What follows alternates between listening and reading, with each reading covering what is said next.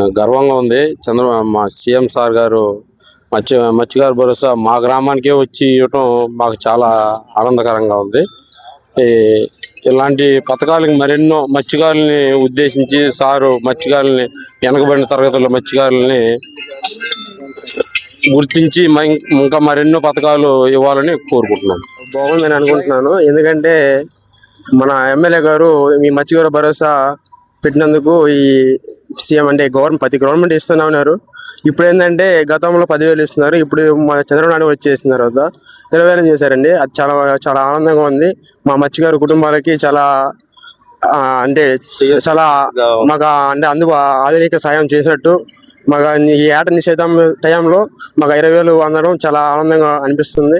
తర్వాత ఏంటంటే మా కావ్య కృష్ణారెడ్డి గారు, మా ఎమ్మెల్యే గారు ఈ ప్రోగ్రామ్ని మా మత్స్యకార భరోసా 19వ తేదీన ఇక్కడ పెట్టడం చాలా హ్యాపీగా అనిపిస్తుంది మాకైతే.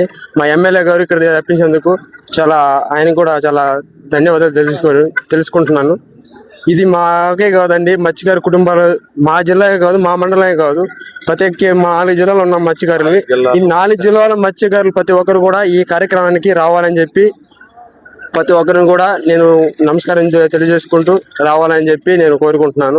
ఖచ్చితంగా ఇది జయవంతంగా జరుగుతుందని చెప్పి నేను భావిస్తాను.